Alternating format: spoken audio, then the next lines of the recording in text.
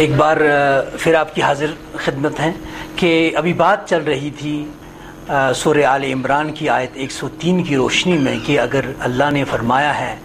وَاعْتَصِمُوا بِحَبْلِ اللَّهِ جَمِيعًا وَلَا تَفَرَّقُوا، اس کو ہم سمجھنے میں کیوں قاصر نظر آتے ہیں؟ اور جب جس طرح میرواز صاحب نے بھی کہا کہ یہ جو جس کی بہت زیادہ ممانعت کری ہے قرآن نے، اسلام نے، وہ تفرقہ کی ہے، اختلاف رائے کی نہیں ہے، وہ بھی علمی اختلاف جب ہوں۔ اور اس میں ماہ مبارک رمضان جو ان باتوں کو، قرآن کی آیات کو سمجھنے کے لیے بہترین فرصت ہے، تو اس کے لیے ایک اجتماعی جو تطہیر ہمارے معاشرے میں دیکھنے کو ملنا چاہیے، وہ ضروری ہے کہ ہم اس اعتصام باللہ کو سمجھیں، کس طرح ہم اللہ کی رسی کو مضبوطی سے تھامیں گے۔ اگر ماہ مبارک رمضان میں کوئی حکم خدا کی پامالی کرتا ہے کہ اللہ نے کہا کہ تم پہ واجب ہے روزہ، یعنی آپ پہ حرام ہے نماز صبح سے نماز مغرب تک کچھ کھانا پینا اگر آپ مریض اور مسافر نہ ہوں،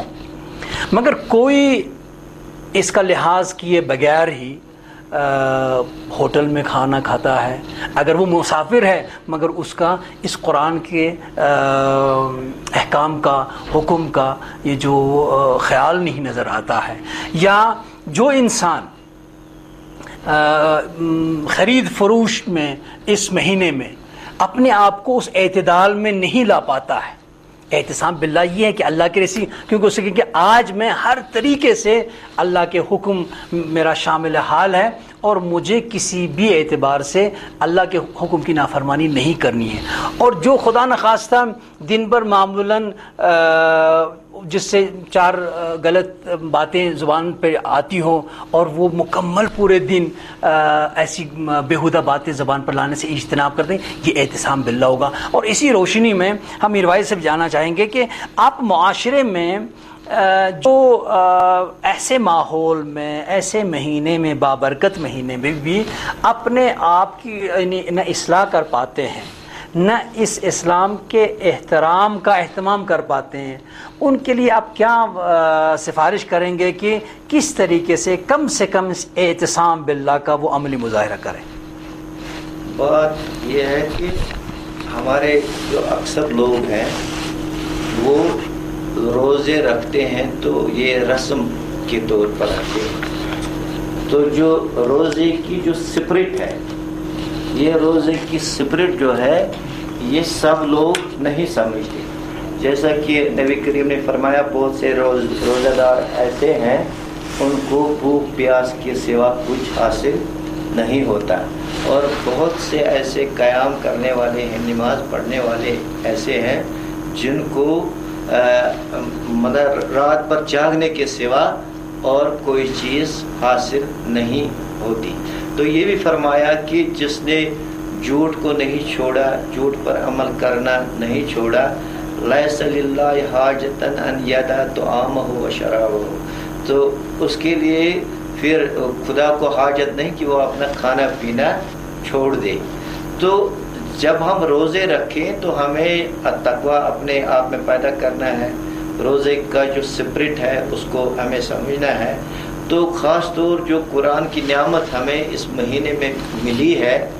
تو ہمیں قرآن کے ساتھ اپنے آپ کو زیادہ وابستہ کرنا ہے، کیونکہ قرآن ہی وہ کتاب ہے جو ہم کو خدا کی ذات و صفات سے واقف کراتا ہے۔ قرآن ہی ہم کو یہ بتاتا ہے کہ ہماری زندگی کا مقصد کیا ہے، ہمارا انجام کیا ہے، ہمارے لیے دنیا میں صحیح رویہ کون سا ہے اور غلط رویہ کون سا ہے، کس کام میں خدا کی رضامندی ہے اور کس کام میں خدا کی ناراضگی ہے۔ تو اس حیثیت سے ہم کو قرآن لینا چاہیے۔ تو ہم ایسا کرتے ہیں کہ رمضان میں بلا سمجھے ہم قرآن پڑھتے ہیں آغاز سے اختتام تک، تو بس وہ ایک لسانی ورزش کے طور پر سمجھنے کی کوشش نہیں کرتے ہیں کہ اس میں ہمارے لیے کیا پیغام ہے، سمجھنے کی کوشش نہیں کرتے۔ قرآن ہمارے لیے ہدایت کتاب ہے، اگر ہم اس سے ہدایت نہ لیں تو پھر قرآن کو ایسے ہی پڑھنے سے وہ کوئی فائدہ نہیں ہے کہ ہم بس رسمی طور اس کو تراویح میں پڑھیں یا دن بھر اس کی تلاوت کرتے رہیں. یہ بھی تو ثواب کا کام ہے, ایمان کے تقاضے سے یہ ہم ایسا کرتے ہیں, مگر اس سے جو اصل مقصد ہے قرآن پڑھنے کا وہ مقصد ہم کو حاصل نہیں ہوتا ہے. تو آپ کے نہیں جو اس کے ساتھ ساتھ جو یہی واعتصموا بحبل اللہ, جو حبل اللہ کے کو پکڑے رہنا,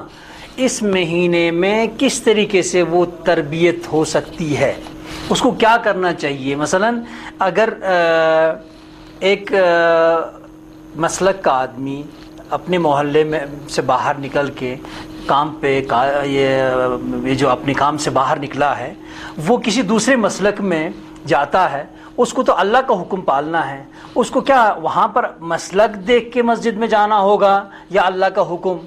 دیکھ کے جانا ہوگا؟ نہیں, اس کو تو اللہ کا حکم دیکھ کے جانا ہے. تو اگر ہم مسلک کے طریقے پر جائیں, کیونکہ آج ہم نے مسجدوں کو بانٹ کے رکھا ہے مسلکوں کے نام, کسی نے اپنی مسجد کا نام مسجد حنفیہ رکھا, کسی نے مسجد اہل حدیث رکھا, کسی نے مسجد اہل تشیع رکھا. تو ہمارے سامنے مسجد حرام کی مثال ہے. جب ہم حج کو جاتے ہیں, کعبے کا طواف ہم اکٹھے کرتے ہیں, بہت عمدہ. مسجد حرام میں ہم نماز ایک ہی امام کے پیچھے پڑھتے ہیں. تو ہماری محلے کے مسجد کا ہمارے محلے کی مسجد میں یہ بیر کیسا, ہماری جامع مسجد میں بیر کیسا, مسجد میں بیر کیسا. اگر وہاں ہم کو اتحاد کا درس, جب اتفاق کا درس ملتا ہے, تو پھر ہم ایک دوسرے کو اپنی مسجدوں میں بہت عمدہ مسجد یہ سب سے عملی تو دیکھیں, حبل اللہ کو پکڑنا ہمارے لیے بس یہی مثال کافی ہے کہ مسجد الحرام میں ہر مسلک کا آدمی وہی ایک ہی امام کے پیچھے نماز پڑھتا ہے. تو ہم اپنے محلے میں وہ وہاں تک مسلک ہم نہیں دیکھتے ہیں کہ یہ کس مسلک سے, مگر اپنی جامع مسجد کو دیکھ کے, اپنے محلے کی مسجد کو دیکھ کے ہم مسلکوں میں بٹ جاتے ہیں. اگر ہم سال بھر یہ الگ الگ رہتے ہیں, کم سے کم اس مہینے میں تو کم سے کم ہم اس کا عملی مظاہرہ کر سکتے ہیں. تو عملی مظاہرہ کرنا چاہیے اس مہینے میں. یہ تو رحمتوں کا مہینہ ہے, اور جو قرآن ملا ہے اللہ کی طرف سے, یہ بھی عالم انسانیت پر ایک رحمت ہے خدا کی. جیسا کہ قرآن میں ہے الرحمن علم القرآن, یعنی اگر ہمیں ہدایت کی کتاب ملی ہے کہ ہم زندگی کیسے گزاریں, کیسے ہم سکھ چین سے دنیا میں رہیں اور کیسے آخرت میں کامیاب ہو جائیں, اس کی جو ہمیں گائیڈنس ملی ہے, ہدایت ملی ہے اس مہینے میں, تو یہ اللہ کی رحمت ہے. اور حدیث میں یہ ہے کہ الجماعت رحمت والفرقۃ عذاب. تو اس کا مطلب ہے کہ جو جماعت کے ساتھ ہم رہیں, متحد ہو کے رہیں, اجتماعیت کو فروغ دیں, اخوت کو فروغ دیں, یہ بھی اللہ کی رحمت ہے. اگر ہم اس مہینے میں بھی یہ تفرقہ قائم رکھیں تو اس کا مطلب ہے کہ ہم اپنے آپ کو عذاب میں گرفتار کرتے ہیں. ہم جو یہ رحمت ملی ہے قرآن کی صورت میں یا ماہ رمضان کی صورت میں, تو ماہ رمضان کے متعلق بھی کہا گیا ہے کہ اولہ رحمہ, کہ جو پہلے 10 دن ہے وہ رحمت کے 10 دن ہے. تو اس رحمت کو حاصل کرنے کا طریقہ یہی ہے کہ ہم تفرقہ چھوڑ دیں, نفرت چھوڑ دیں, محبت, جو باتیں بالکل ہمیں آسان طریقے سے عملانے کے, یہ ہم آسان طریقے سے عملا سکتے ہیں. کوئی ایسی یہ نہیں کہ کٹھن ریاضت اس میں ضرورت نہیں ہے, کیونکہ ہمارے لیے مشکل ہے کہ اس قرآن کے حکم کو پالیں. کم سے کم وہ جو بالکل آسان ہے, اور ہماری دل کی بات بھی, ہم دل اصلاً چاہتے ہیں ایسا ہو, مگر وہ ایسے سماجی بیر ہم نے کھڑے کر دیے ہیں اور وہ محدودیتیں. اس بات سے میں بحول اللہ جبین والا تفرق کے ذیل میں بہت کچھ کہا جا سکتا ہے, مگر اصل بات جو میں یہاں پہ اب اس پہ آنا چاہوں گا کہ سورہ انبیاء کی آیت بیانے پر قرآن میں ارشاد ہو رہا ہے کہ ان هذه امتكم امة واحدة وانا ربكم فاعبدوا. تو اس ایک واحد امت اس کو کہا گیا ہے, مگر ہم دیکھ رہے ہیں کہ مسلمان کا